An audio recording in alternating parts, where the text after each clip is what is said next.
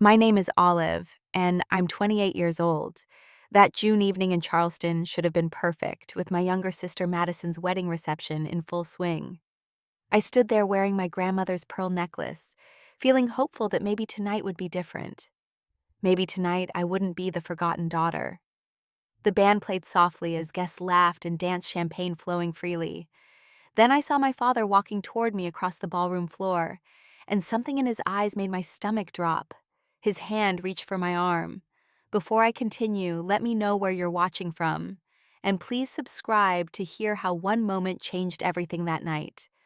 2 months before Madison's wedding, I sat in my corner office overlooking downtown Atlanta, reviewing marketing projections for the quarter. As marketing director at one of the city's fastest-growing tech companies, I'd built a career that most 28-year-olds could only dream about. Yet when my phone rang with my mother Patricia's distinctive ringtone, my shoulders tensed immediately. "Madison wants you at the dress fitting this Saturday," she said without greeting, not asking if I was available, just stating when I should appear. "I have a presentation that morning, but I can come after 2, I replied. "Well, we're starting at noon, so you'll just have to see the dress later," she said curtly before hanging up.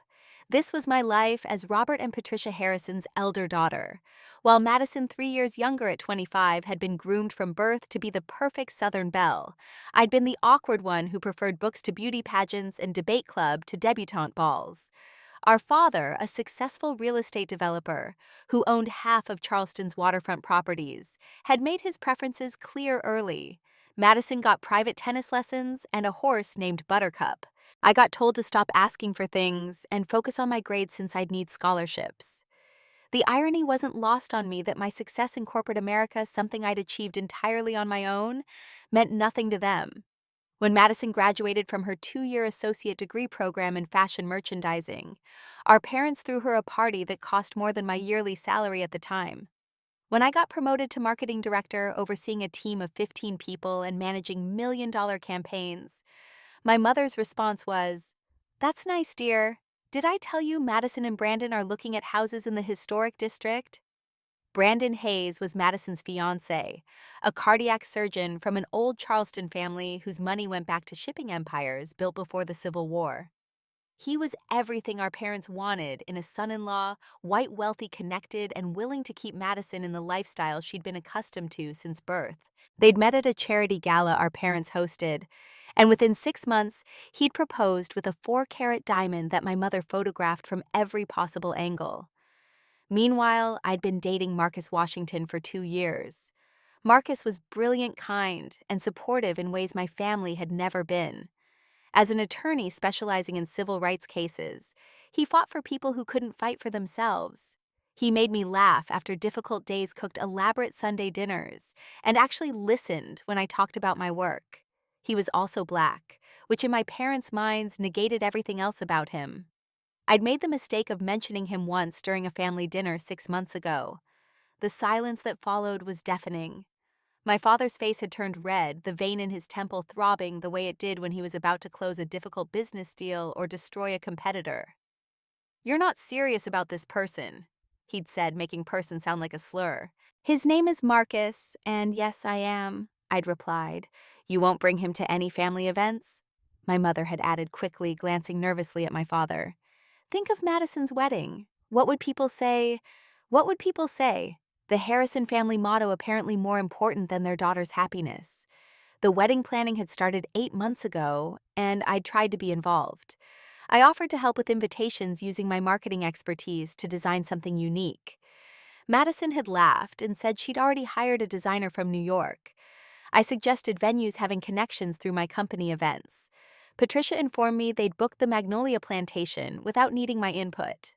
When it came time to choose bridesmaids, I waited for Madison to ask me. Instead, she chose our cousins Rachel and Jennifer, her sorority sisters, Brittany, Catherine, and Ashley, and 2 girls from her tennis club. "7 bridesmaids and your own sister isn't one of them?" I'd asked during a rare moment alone with Madison. She'd shrugged, examining her manicure. "Brandon has 7 groomsmen. It works out perfectly. Besides, you're not really the bridesmaid type, are you? All those fittings and parties and coordinating. You're always so busy with work." The dismissal stung more than outright cruelty would have. At least cruelty required thought. This was worse complete indifference to my existence as her sister. I discovered through our cousin Emma, the only family member who actually kept in touch with me regularly, that our parents were spending $85,000 on the wedding. The flowers alone cost more than I'd paid off in student loans that year. Loans our parents had refused to help with because Olive needs to learn responsibility. Madison's education, of course, had been fully funded along with her apartment car and monthly allowance that continued even after she got engaged. The week before the wedding, everything shifted. I'd been promoted to vice president of marketing, the youngest VP in company history. The announcement was featured in several trade publications, and my CEO had personally called to congratulate me. My salary would nearly double, and I'd have equity in the company. It was everything I'd worked toward for 6 years. I called my parents to share the news. "That's nice," my mother said. "Did you get your dress for the wedding? Remember, nothing too attention-seeking. It's Madison's day." "Patricia, let me talk to her," I heard my father say in the background. My heart lifted slightly, thinking maybe he'd congratulate me. "Olive, I hope this new position won't interfere with your availability for family obligations," he said when he got on the phone. "Madison's wedding festivities are extensive, and we expect you to participate appropriately." "Of course not," I said, deflating. "Good, and remember you're attending alone. We've made that clear." After I hung up, Marcus found me crying in our kitchen. He wrapped his arms around me and let me sob into his chest, not saying anything until I was ready to talk. "They don't deserve you," he finally said, stroking my hair. "I know," I whispered, "but they're still my family." "No," he said, pulling back to look at me. "Family doesn't treat you like this. Family celebrates your wins. Family includes you. Family loves who you love." He was right, of course, which is why what happened next felt so perfectly timed. That evening, Marcus cooked my favorite meal, opened a bottle of champagne to celebrate my promotion properly, and then got down on one knee in our living room. "Olive Harrison," he said, holding out a ring that was modest by Harrison's standards, but perfect by mine. "You are the strongest, smartest, most incredible woman I know. You've built yourself into someone amazing, not because of your family, but in spite of them. I want to spend the rest of my life showing you what real love and support look like. Will you marry me?" I said yes immediately, crying happy tears this time. We decided to keep the engagement private until after Madison's wedding. Not because we were ashamed, but because I knew my family would find a way to taint this joy if they knew about it. 3 days before the wedding, I had one last conversation with my grandmother's estate lawyer. My grandmother Eleanor, my father's mother, had died 6 months earlier. She'd been the only family member who truly saw me.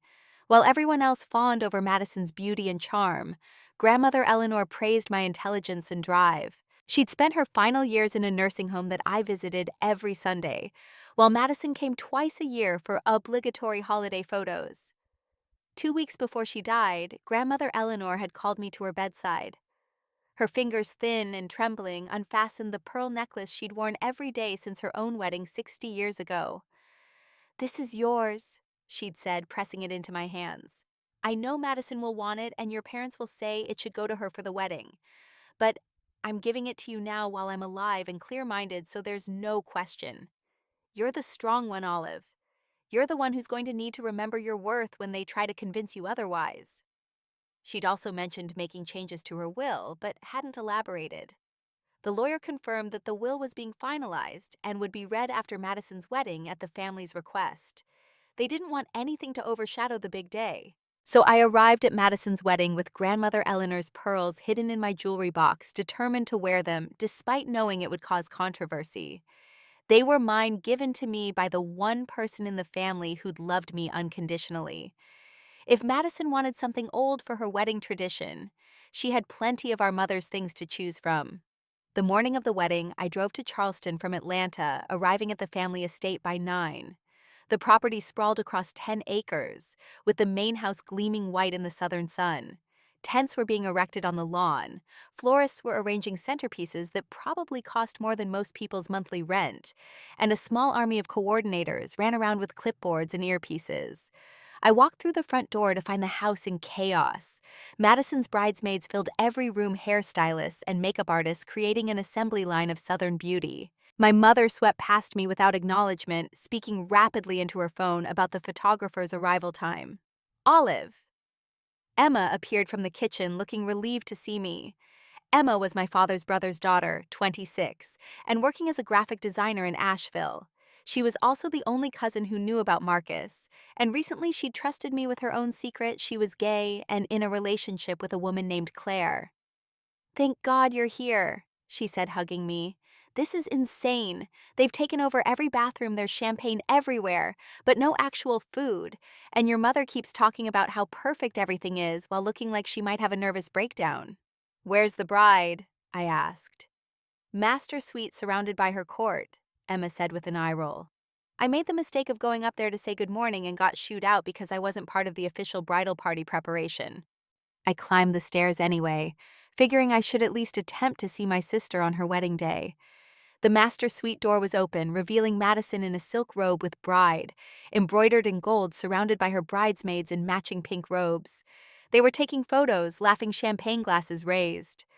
"Olive," Madison said when she saw me, her tone suggesting mild surprise, as if she'd forgotten I existed. "You made it." "Of course I made it. You look beautiful," I said, meaning it. Madison was stunning, her blonde hair in hot rollers, her skin glowing with expensive treatments. "Thanks," she said, already turning back to her friends. "We're about to do makeup, so—" The dismissal was clear. I wasn't welcome in this inner sanctum of bridal preparation. I nodded and left hearing giggles behind me that might have been about me or might have been about something else entirely. With Madison and her friends, I'd learned it was better not to know. The ceremony was scheduled for 4 in the afternoon, time to catch the golden hour light that would make everyone look radiant in photos. I spent the morning helping Emma and a few other cousins who'd also been relegated to the margins of the event. We found a quiet corner in the garden to get ready, doing each other's makeup and hair, since we hadn't been included in the professional styling. I'd chosen my dress carefully, a navy blue sheath that was elegant, but understated appropriate, but not attempting to compete. The kind of dress that said I knew my place in this family hierarchy. The only statement I made was wearing grandmother Eleanor's pearls, the lustrous strands settling against my collarbone like armor. "Those are beautiful," Emma said, noticing them immediately. "They were grandmother's," I said. Emma's eyes widened. "Madison's going to lose her mind. She kept talking about wanting them for her something old. Then she should have visited grandmother when she was alive," I said, surprising myself with the sharpness in my voice. The ceremony itself was held in the estate's rose garden, with an archway of white roses and peonies that probably cost more than some people's cars. White chairs were arranged in perfect rows tied with lavender silk ribbons. Lavender, my favorite color since childhood, which Madison knew perfectly well. Whether she'd chosen it as a deliberate slight or simply forgotten it was my favorite, I couldn't tell which was worse. As immediate family, I should have been seated in the first row. Instead, I found my place card in the third row behind Madison's sorority sisters and their families. My parents sat in the first row with Brandon's parents, the 4 of them chatting like old friends who'd been planning their children's merger for years. Which, knowing my parents, they probably had. The music began, and the processional started. 7 groomsmen in gray suits followed by 7 bridesmaids in those lavender dresses that would have looked perfect on me if I'd been asked. Madison had chosen a different style for each girl to celebrate their individuality, she'd said in her Instagram post about it.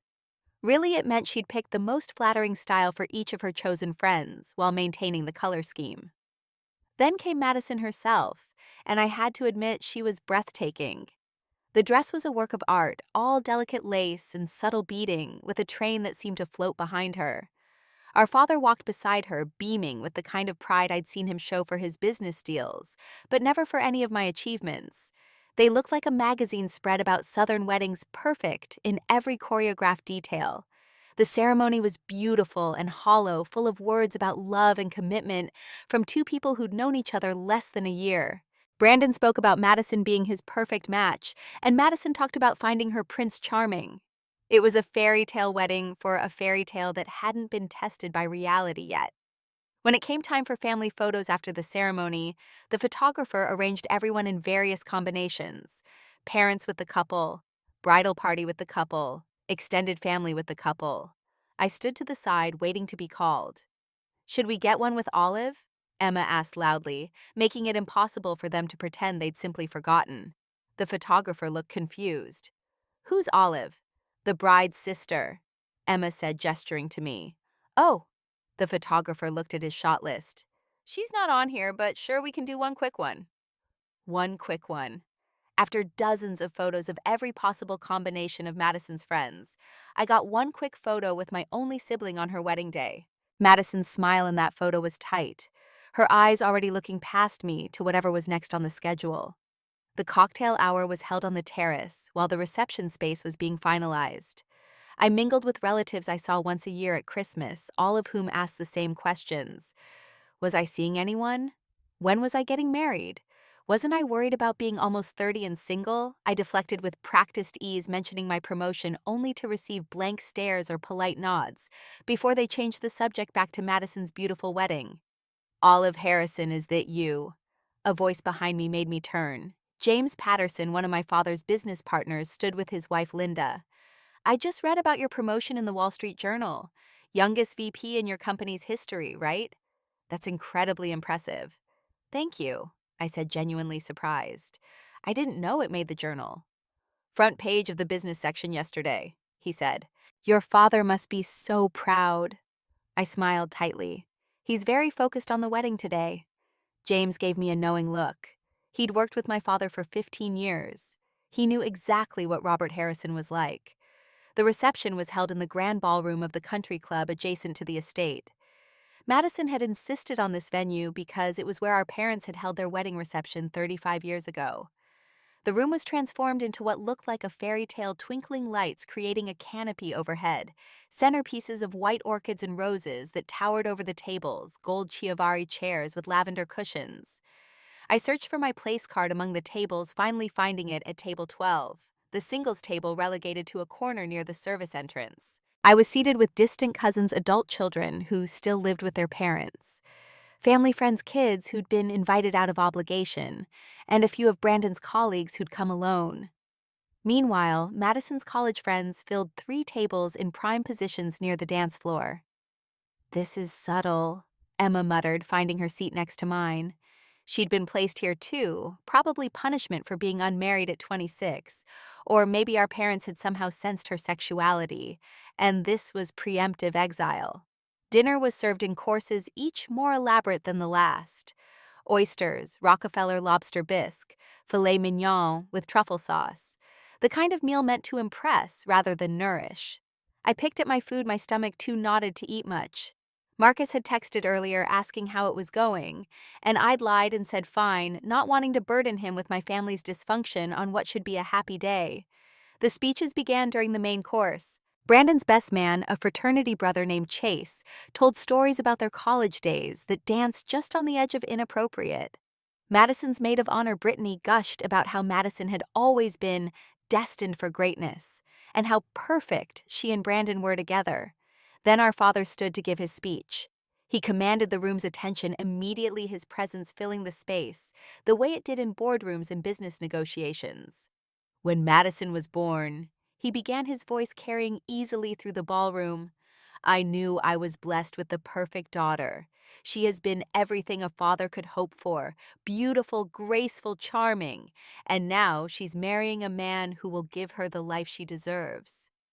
He went on for 10 minutes detailing Madison's accomplishments, which seemed to consist mainly of being beautiful and landing a successful husband. He talked about Brandon joining the family like a son he'd never had, conveniently forgetting. He had another daughter sitting in the corner of the room. To Madison and Brandon, he concluded, raising his champagne glass, may your life together be as perfect as this day. Everyone applauded and drank. I sipped my champagne, the bubbles bitter on my tongue. Uncle James, my father's younger brother, leaned over from the next table. You should give a toast, too, he said quietly. Unlike my father, James had always been kind to me, perhaps because he knew what it was like to be the less favored sibling. I stood before I could lose my nerve, tapping my fork against my glass. The room gradually quieted, and I saw my mother's face tighten with concern. I wanted to say a few words about my sister. I began, my voice steadier than I felt. Madison and I are very different people. She's always known exactly what she wanted and how to get it. She's had a clear vision of her life, and today is the culmination of that vision. I wish her and Brandon all the happiness in the world. May your marriage be filled with honesty, respect, and genuine partnership. Sometimes family looks different than we expect, but love, real love, accepts us exactly as we are. Congratulations. The applause was polite, but confused people unsure what to make of my toast. That was both congratulatory and somehow not. Madison's smile was frozen. Her eyes narrowed slightly. My father's jaw was clenched, and I knew I'd pay for that small act of defiance later.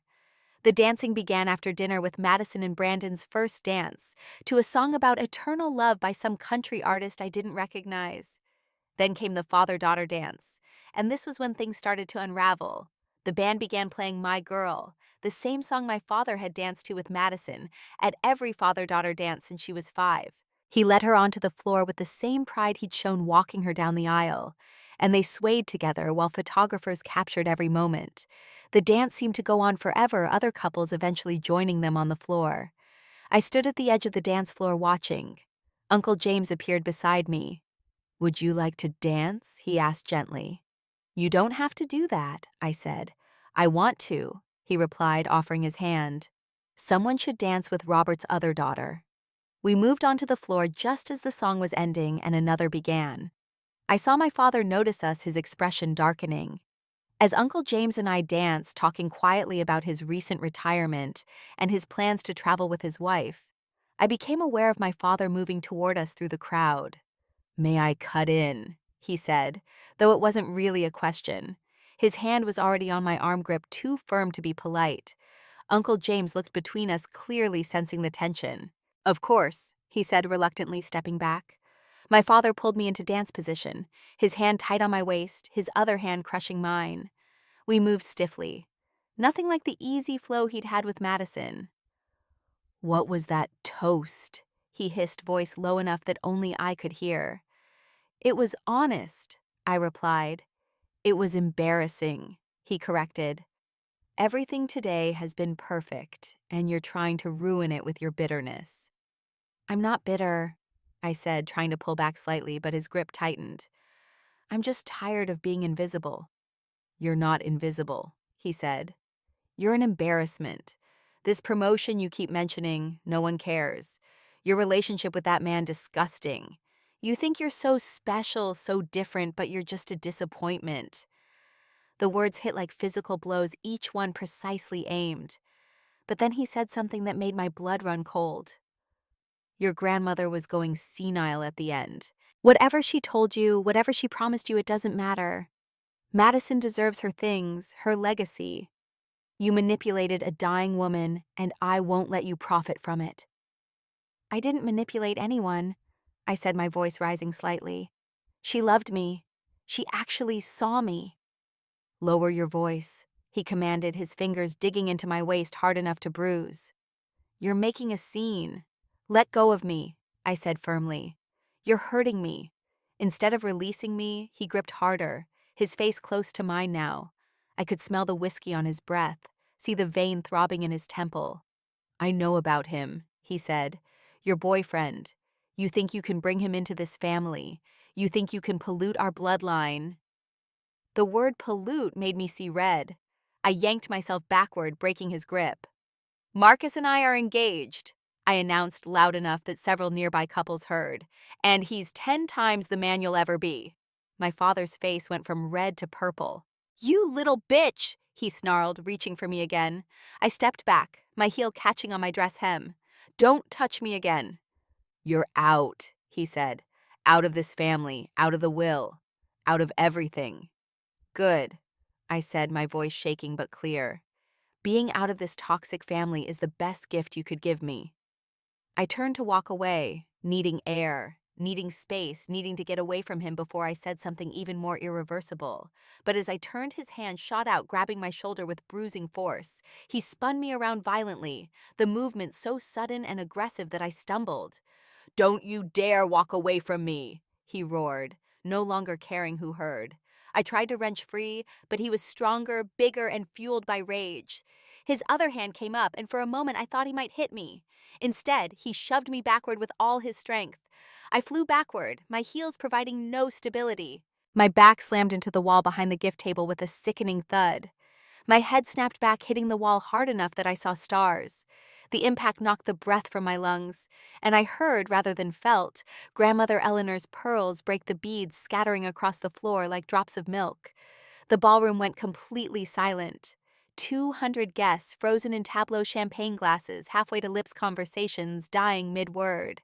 The band stopped playing a violin note hanging incomplete in the air. I slid down the wall, slightly dazed, my hand coming up to the back of my head. When I pulled it away, there was blood on my fingers from where I'd hit a picture frame corner.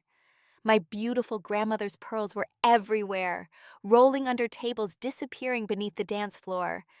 The necklace that had survived 60 years of my grandmother's life had been destroyed in one moment of my father's rage.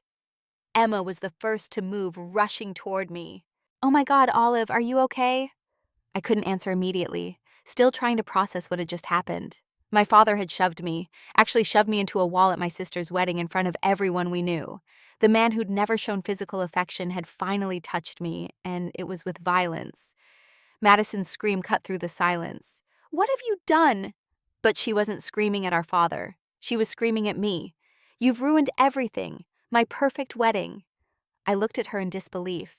I was bleeding pearls scattered around me like broken promises, and she was worried about her wedding aesthetic. "She provoked him," my mother said, rushing to my father's side as if he were the victim. "Olive, you know how you antagonize him." "He assaulted me," I said, my voice carrying clearly through the ballroom, each word deliberate. "Your husband just physically assaulted your daughter and you're defending him." Uncle James pushed through the crowd, his face furious. "Robert, what the hell is wrong with you?" "Stay out of this, James," my father warned, but his brother wasn't backing down. "No, I've stayed out of it for too long. You've bullied this girl her entire life, and now this is assault. This is a crime." "She's dramatic," my father said, but I could see uncertainty creeping into his eyes as he looked around the room full of witnesses. "She fell. We all saw you push her," a voice said from the crowd. It was Tyler Brandon's 17-year-old nephew holding up his phone. "I was recording the dancing for my TikTok. I got the whole thing on video." The color drained from my father's face. Around the room, I noticed other phones held up other people who'd been recording various moments of the reception and caught the assault. Madison marched over to me, her wedding dress rustling with fury. "Get up," she hissed. "Stop being so dramatic and get up." I stood slowly, my legs shaky, hands still pressed to the bleeding cut on my head. As I rose, Madison's hand flew out, slapping me across the face. The crack echoed through the ballroom. "You selfish bitch," she spat. "Everything always has to be about you, doesn't it? You couldn't let me have one day, one perfect day." "Madison," Brandon said sharply, speaking up for the first time. He looked genuinely shocked, like he was seeing his new wife for the first time. I touched my cheek where she'd hit me, feeling the heat rise in my skin. Then I looked around the room at all these people, family and friends, who'd watched me be ignored, dismissed, and now assaulted, and most of them were still just standing there, waiting to see what would happen next, like this was entertainment. "You just showed everyone exactly who you are," I said to Madison, then looked at my parents. "All of you did."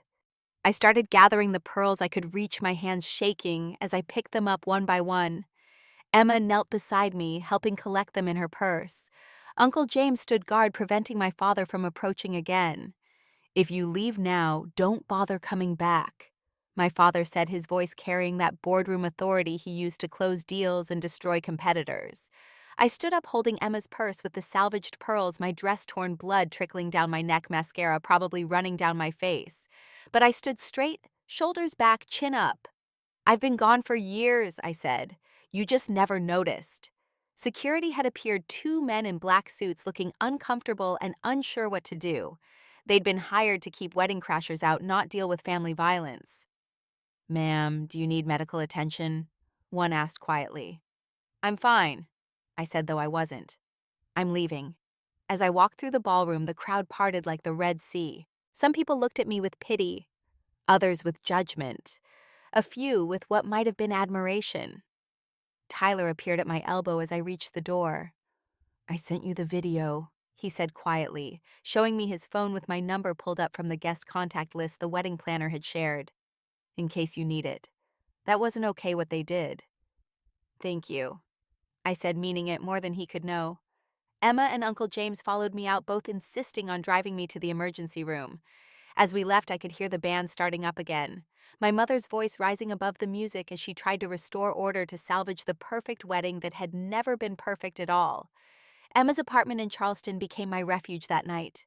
After 3 hours in the emergency room, where they cleaned and butterflied the cut on my head and documented my injuries at Uncle James's insistence, I finally collapsed on her couch with an ice pack against my skull. Marcus had driven through the night from Atlanta, breaking speed limits and probably several traffic laws to get to me. When he walked through Emma's door at 2 in the morning and saw my face, the bruises already blooming purple on my arms, where my father had grabbed me, the cut on my head, the way I flinched when he first reached for me, I saw murder in his eyes. "I'm going to kill him," he said flatly. "No," I said, letting him pull me carefully into his arms. "He's not worth it, but I am going to destroy him." While Marcus held me, Emma made coffee and Uncle James paced the living room, making phone calls to lawyer friends despite the late hour. We all knew this was a turning point, that there was no going back from what had happened. "You should post the video," Emma said around 4 in the morning. We'd been up all night, adrenaline and anger keeping exhaustion at bay. "People should know what really happened." "They'll say I'm vindictive," I said, "that I'm trying to ruin Madison's marriage." "You're telling the truth," Marcus said firmly. "That's not vindictive, it's brave." I thought about all the years of being invisible, of being told I wasn't good enough, pretty enough, charming enough. I thought about every family event where I'd been pushed to the side, every achievement that had been dismissed, every moment of joy that had been overshadowed by Madison's mere existence. And I thought about my grandmother's pearls scattered across that ballroom floor, broken like every promise my parents had ever made about family meaning everything. At 5 in the morning, as the sun started to peek through Emma's curtains, I took out my phone. Tyler's video was crystal clear, showing everything from my father grabbing me through him, shoving me into the wall, my head snapping back, the pearls exploding everywhere. You could hear his words about polluting the bloodline, see Madison slap me, hear my mother defending him. I uploaded it to TikTok with a simple caption, "Family dynamics at its finest." Then I went to sleep. When I woke up 6 hours later, the video had 100,000 views and climbing. My phone was buzzing non-stop with notifications. Comments poured in from strangers who'd experienced similar family violence, who recognized the golden child versus scapegoat dynamic, who saw their own fathers in mine. Madison called 15 times, my mother 20. My father had his lawyer call, which told me everything about his priorities. I didn't answer any of them. Marcus had gone out and returned with breakfast and a change of clothes he'd grabbed from my hotel room. "You need to eat," he said, setting down eggs and toast. "And then we need to make a plan." "The plan is simple," I said, taking a bite of toast that tasted like cardboard in my mouth. "I'm done hiding. I'm done pretending they're not who they are. And I'm done protecting them from consequences." By that afternoon, the video had hit 1 million views. News outlets started calling, wanting statements. My company's PR department reached out offering support. The CEO himself called to make sure I was okay, and to let me know they stood behind me completely. Madison left a voicemail that I actually listened to. "You've ruined my life. Brandon's parents are horrified. Everyone's talking about the video instead of my wedding. Take it down now, or I swear to God, Olive, you'll regret this." My mother's voicemail was more calculated. "Olive, sweetheart, families have disagreements. This doesn't need to be public. Take down the video and come home. We can work this out privately. If you don't, your father will have no choice but to cut you off completely. You'll be disinherited." Is that what you want? Is that what I wanted, to be disinherited from a family that had never really claimed me anyway? To lose money I'd never been promised? To be cut off from people who'd pushed me away my entire life? Yes. Actually, yes. The next 48 hours were a blur. The video hit 3 million views. Other wedding guests started posting their angles of the incident, and each new video made it worse for my family. The audio enhancement someone did revealed even more of my father's racist comments about Marcus. The clear image of Madison slapping me while I was already injured went viral as its own separate clip. Emma had been documenting everything on her phone, taking screenshots of the horrible messages my family was sending, recording the threatening voicemails. She'd also reached out to other family members, and slowly stories started emerging. Former employees of my father's company reaching out with their own tales of bullying and abuse. Business associates distancing themselves as the video made the rounds in Charleston's professional circles. On day 4, something unexpected happened. Brandon filed for annulment. Emma heard through the family grapevine that he'd been horrified by Madison's reaction by the whole family's behavior. He came from old money where appearances mattered, but apparently viral videos of domestic violence mattered more. He didn't want to be associated with the Harrison family scandal. Madison called me sobbing. "You destroyed my marriage. He's leaving me because of you." "He's leaving you because you showed him who you are," I said calmly. "I just provided the camera." "I hate you," she screamed. "I've always hated you. You think you're so special, so much better than everyone else." "I don't think I'm better," I said. "I just think I deserve better. And now finally I'm going to get it." The video hit 5 million views by the end of the week. I gave one interview to a major news outlet sitting with Marcus beside me calmly and factually, describing years of emotional abuse that had culminated in physical violence. I didn't embellish or dramatize. The truth was dramatic enough. My father's business started suffering. 3 major deals fell through as partners backed out, not wanting to be associated with him. The country club suspended his membership pending a review of the incident, since it had happened on their property. His lawyer sent cease and desist letters that my newly hired attorney laughed at. "Truth is an absolute defense against defamation," she said, "and we have video evidence. He has no case." But the real shock came when the will was finally read. Grandmother Eleanor, it turned out, had been neither senile nor easily manipulated. She'd been sharp as a tack until her final breath, and she'd known exactly what she was doing when she revised her will 3 weeks before her death. The reading was scheduled for 2 weeks after the wedding in the office of her longtime attorney, Mr. Peterson. The family was required to attend in person to receive their inheritances. I arrived with Marcus and my own lawyer having filed a restraining order against my father that required him to stay at least 50 feet away from me at all times. The logistics were almost comical. My parents and Madison had to be seated on one side of the large conference room, while I sat on the other. Uncle James chose to sit on my side, a clear statement that wasn't lost on anyone. Mr. Peterson, a dignified man in his 70s who'd handled my grandmother's affairs for 40 years, cleared his throat and began. "Eleanor Harrison was very specific about her wishes," he said, looking directly at my father. "She also asked me to read a personal statement before we proceed with the distribution of assets." He pulled out a handwritten letter in my grandmother's distinctive script.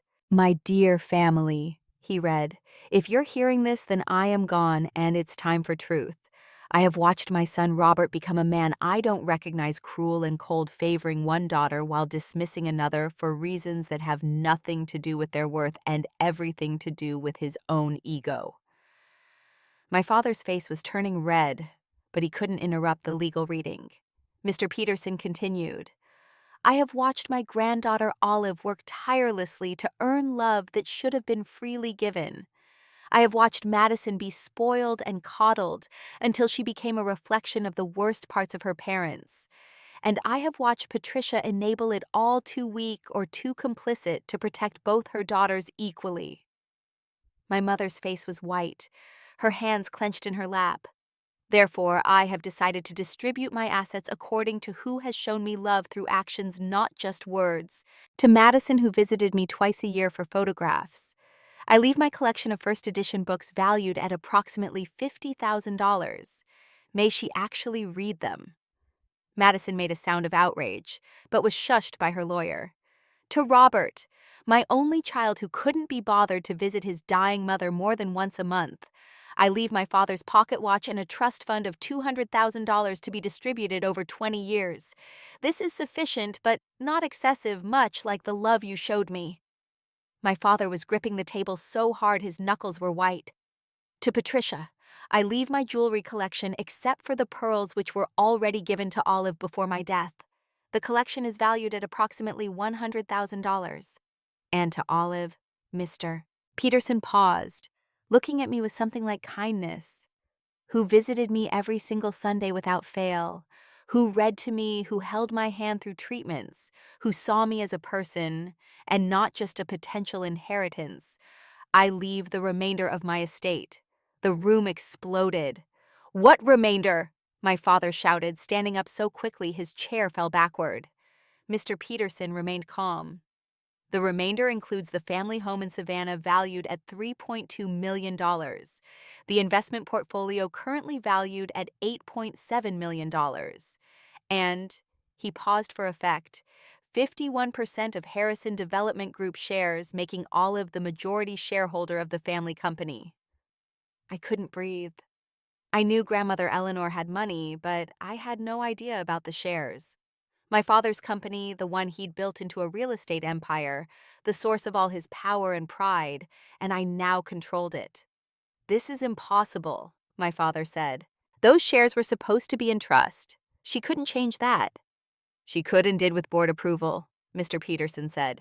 The board was quite interested in her documentation of your business practices, Robert. They felt new leadership might be necessary.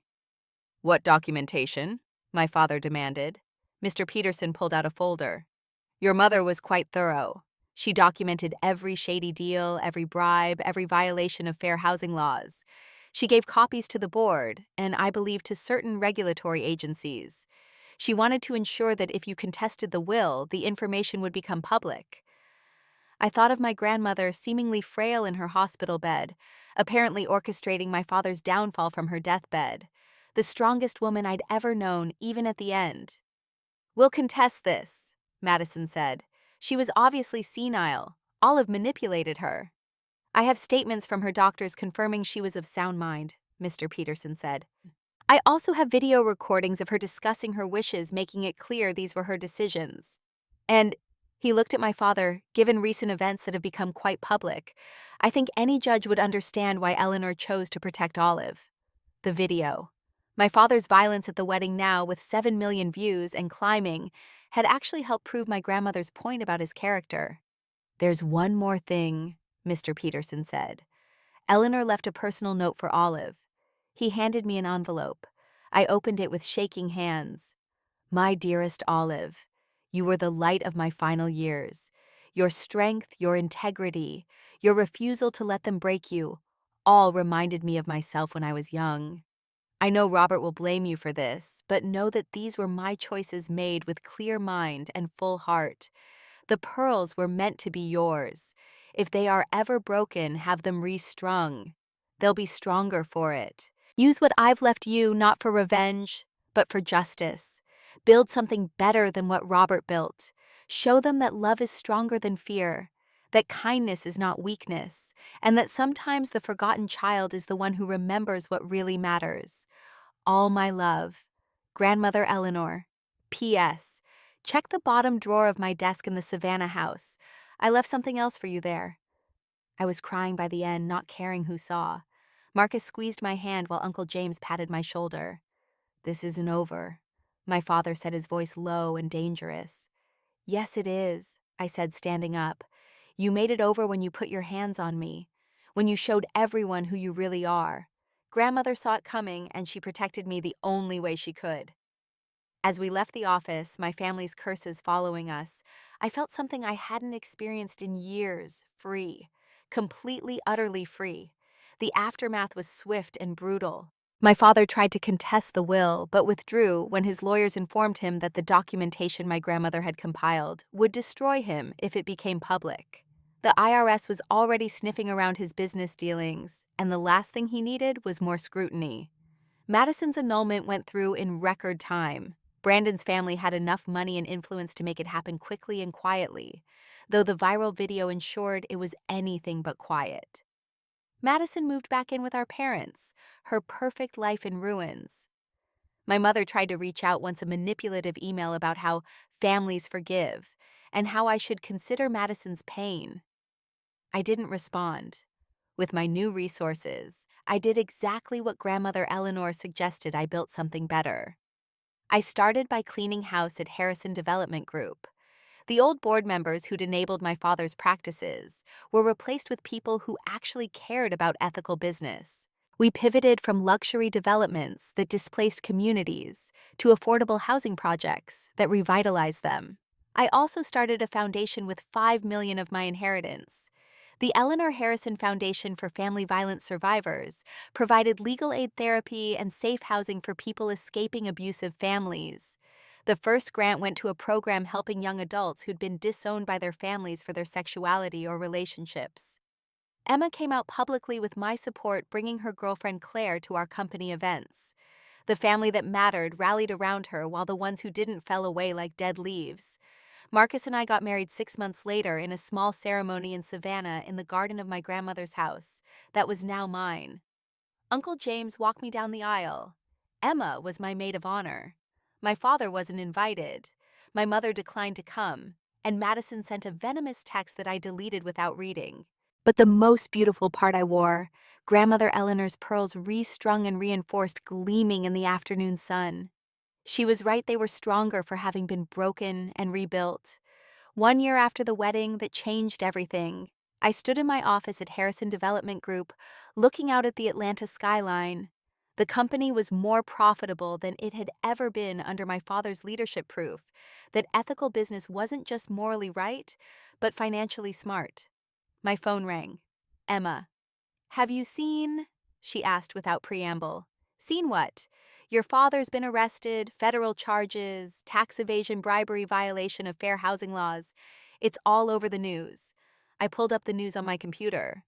There he was, Robert Harrison, being led away in handcuffs from his office building. The IRS and FBI had been building a case for months, helped along by the documentation grandmother Eleanor had so carefully preserved and a few whistleblowers who'd come forward after the wedding video went viral. I felt nothing. Not joy, not vindication, just a hollow acceptance that actions have consequences even if they take time to arrive. My mother called 10 minutes later. I almost didn't answer, but curiosity won. "Are you happy now?" she said without greeting. "I'm free," I said. "There's a difference." "Madison's had a breakdown," she continued. "She's in therapy, finally admitting what we did to you. The therapist says she needs to make amends." "She knows where to find me if she's sincere," I said. "But I won't hold my breath." "I failed you," my mother said suddenly, the words tumbling out. "I chose peace over protection. I chose comfort over courage. I chose your father over my daughter." "Yes," I said simply. "You did. Can you forgive me?" I thought about it. Maybe someday. But forgiveness doesn't mean reconciliation. You made your choice every day for 28 years. I'm making mine now. After I hung up, Marcus found me in the office. He'd started his own practice focusing on civil rights and family law, often taking cases pro bono for people escaping situations like mine. "You okay?" he asked, pulling me into his arms. "I'm good," I said, meaning it. Really good. Tyler Brandon's nephew, who'd filmed the video, had become an unexpected friend. He was in college now studying journalism, and he'd interviewed me for his thesis on how social media can expose private injustices. The video still circulated, approaching 10 million views, a permanent record of the night my family showed their true colors. Uncle James and his wife became the parents I'd never had hosting us for holidays, celebrating our achievements, showing up for the small moments that matter. He'd completely cut off my father after the wedding, choosing integrity over blood. The Savannah house became a haven. In the bottom drawer of Grandmother Eleanor's desk, I'd found her journals, decades of observations about the family, about my father's descent into cruelty, about her pride in my resilience. And at the very bottom, wrapped in tissue paper, was a photograph of her holding me as a baby with a note on the back, "The one who will break the cycle." Madison did eventually reach out, a long email full of therapy speak about toxic family systems and golden child syndrome. She admitted she'd been cruel, that she'd enjoyed the power of being favored, that she'd never questioned why I was treated differently. She said she was working on herself, trying to become someone worthy of forgiveness. I wrote back once, "I hope you find peace. I hope you become the person you could have been if our parents hadn't poisoned you with their preferences. But I can't be part of your healing journey. That's work you have to do alone. The foundation grew beyond my wildest dreams. We helped thousands of people escape abusive families, find their footing, build new lives. Every success story healed something in me, proof that cycles can be broken, that chosen families can be stronger than blood, that sometimes the most loving thing you can do is walk away. Marcus and I had a daughter 2 years after our wedding. We named her Eleanor after the woman who'd seen me when no one else did. She'll grow up knowing she's valued for who she is, not who we want her to be. She'll never have to earn our love or compete for our attention. She'll never doubt that she's enough exactly as she is. Sometimes I think about that night at Madison's wedding. The violence that exposed the violence that had always been there, just hidden under propriety and politeness. The pearls scattering like all the pieces of ourselves we leave behind when we choose to survive rather than belong. That video didn't just capture a moment of physical assault. It revealed decades of emotional violence, the kind that doesn't leave visible bruises, but breaks you just the same. 7 million people watched my father slam me into a wall, but more importantly, 7 million people heard him tell me I wasn't enough, would never be enough, could never be enough. And 7 million people watched me get up, gather what I could of my grandmother's broken pearls, and walk away with my dignity intact. The truth about that night, it wasn't the ending of my story. It was the beginning. The moment I stopped trying to earn love from people incapable of giving it. The moment I stopped making myself small to fit into spaces that were never meant for me. The moment I chose myself finally and completely. My father's in federal prison now, serving 8 years for his various crimes. My mother lives alone in their big house, rattling around with her regrets. Madison works at a department store makeup counter, her trust fund depleted by her shopping addiction and the lifestyle she could no longer afford. She posts motivational quotes on Instagram about growth and healing, each one a small admission that the life she thought was perfect was actually poison. And me, I'm running a successful company, married to a man who sees and loves all of me, raising a daughter who will never doubt her worth, surrounded by chosen family who show up consistently and completely. I'm living a life my family said I didn't deserve being a person. They said I could never be achieving things they said didn't matter. The pearls, I had them restrung with stronger thread and small gold beads between each pearl, making them even more beautiful than before. I wear them to every board meeting, every foundation event, every moment that matters. They remind me that broken things can be rebuilt stronger, that destruction can lead to reconstruction, that sometimes you have to shatter completely to become whole. That's the real truth about that night at my sister's wedding. It wasn't about the violence, though, that was the catalyst. It was about finally seeing clearly what had always been true. I was never the problem. I was the proof that their perfect family was a lie, and they hated me for it. But their hatred doesn't define me anymore. Their rejection doesn't diminish me. Their violence doesn't defeat me. I define myself now, and I choose to be exactly who I am. Olive Harrison Washington, survivor, truth teller, cycle breaker, and finally free. If you've experienced family violence or rejection, if you've been the scapegoat in a toxic system, if you've had to choose between belonging and becoming, I want you to know you deserve better. You deserve love that doesn't require you to shrink. You deserve family who celebrates your victories instead of resenting them. And sometimes, the most powerful thing you can do is walk away and build something beautiful from the broken pieces they left behind. Thank you for listening to my story. How has standing up to toxic family changed your life? Have you ever had a moment where the truth finally came out? Share your experiences in the comments below. And if this story resonated with you, please subscribe, and share it with someone who needs to hear that they're not alone. Remember, sometimes losing your family means finding yourself, and that's not a loss, it's a liberation. Until next time, keep choosing yourself, keep speaking your truth, and keep believing that you deserve better, because you absolutely do.